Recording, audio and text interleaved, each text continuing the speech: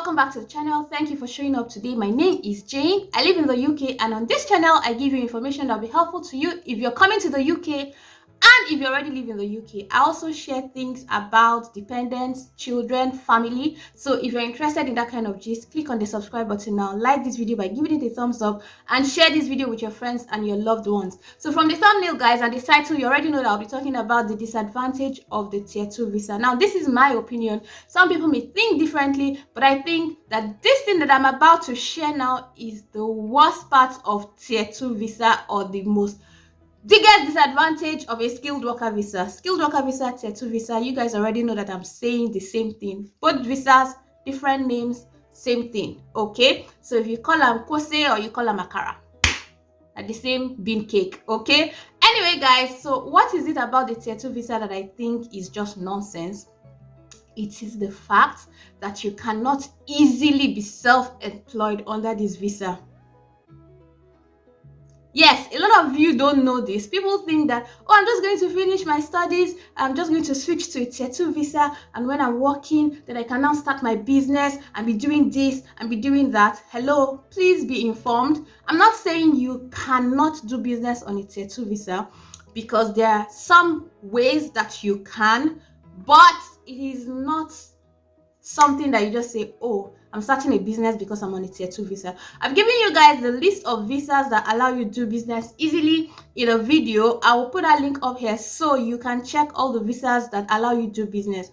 But the Tier 2 visa is not one of those, because it's not easy to do a business or run a business or start a business or be self-employed on the Tier 2 visa. Now, I'm even going to show you guys something that a fellow Nigerian, God bless him, Shola, even sent to Home Office because he wanted to do something else with Amazon while on the skilled worker visa, and I'll also show you the response that the Home Office gave to him, so stay tuned for that. Okay, now before I proceed on this discussion, have you clicked on the subscribe button?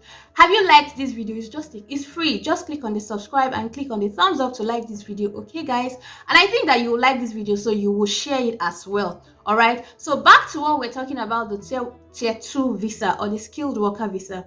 Now, there are some visas that tell you, oh, you can be self-employed and you can do this and you can do that on their visas, but the Tier 2 doesn't state that. Okay, now there are some people that are able to do business while on the Tier 2 visa, but first they still have to have a sponsor. Now, if you don't have a sponsor on your Tier 2 visa, I mean, it's not even a Tier 2 visa, but what allows you to actually do an additional work, you guys know the condition that is stated on gov.uk, some of you may not know, is that you have to be doing something similar to what you're sponsored on, and you have to not exceed 20 hours on that. Okay, so apparently these people are even taking it to business. Now, if you really need to do business, they will now tell you that condition, that is it in line with what you are sponsored to do, and how many hours are you going to be doing this for. You guys, if you run a business, or if you've ever run a business, you know that you cannot limit your business to a certain number of hours, because that thing, especially if it's a startup, demands your time. Okay, so it becomes very difficult to legally do business on a Tier 2 visa. Like I mentioned, I'm going to show you guys something that someone sent to Home Office and the response that the person got. And okay, another thing that I need to mention is that a certain lawyer, I mean, I don't want to say their name, said something online about this whole thing, and his own proposed method is how you have to go through your sponsor to be able to do business. Okay, so it's like whatever you're doing, you're going to have to involve the sponsor of the job for you to be authorized to do the business. And you guys, how many employers will let you do a startup?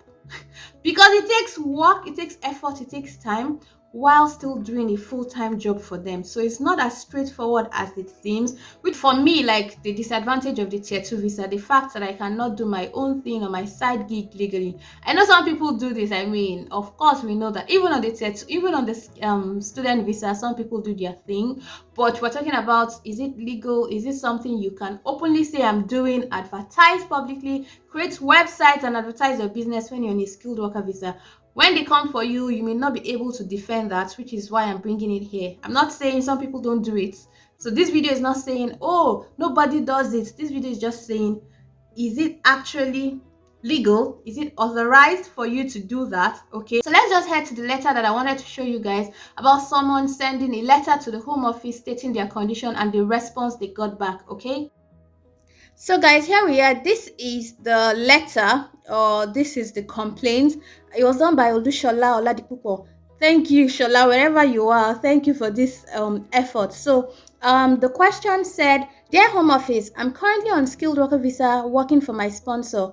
I'm considering registering as a sole trader for fulfillment by Amazon as another stream of income. My understanding is that this would mean that I am self-employed, but as a side gig, as I have to file my tax return with HMRC for my income from Amazon FBA.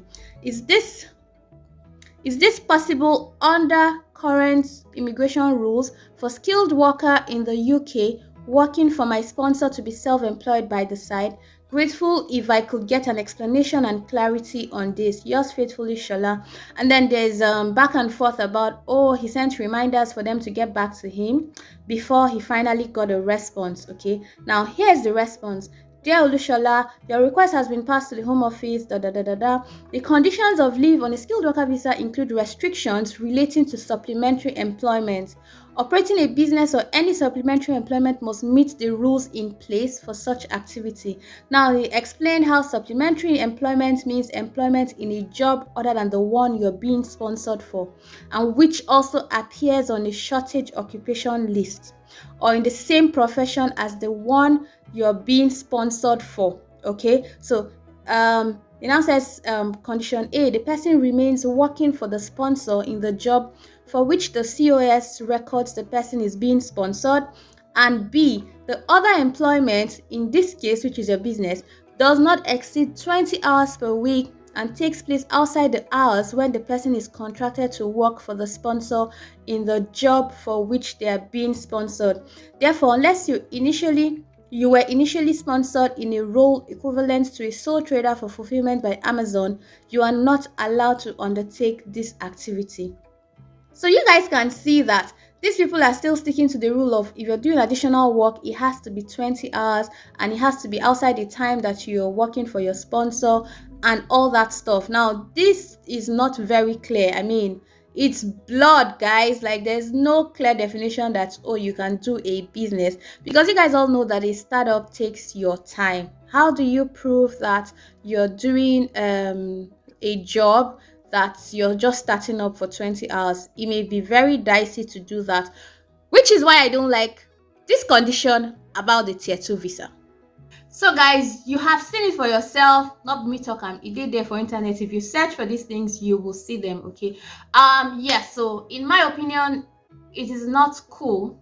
This is the uncool thing about the tier 2 visa. I'm not even going to talk about how we still cannot access public funds, or we have no recourse to public funds, because that one, plenty of the visas are like that. Okay. IHS payment is another thing that people don't like with the skilled worker visa. Now, if you're going on the care route, you know that you're not going to pay IHS, but if you're doing like tech or other jobs, you know that you pay IHS. I think that, I mean, that is another disadvantage. But for me, in my opinion, the biggest one is the fact that you cannot legally do your business while on this visa. So tell me, guys, what do you think about this? Put in the comment section. What do you think? Did you know that you couldn't do this on a skilled worker visa? What do you think about it? Okay, and yeah, I'll see you guys in my next video. Until then, bye guys.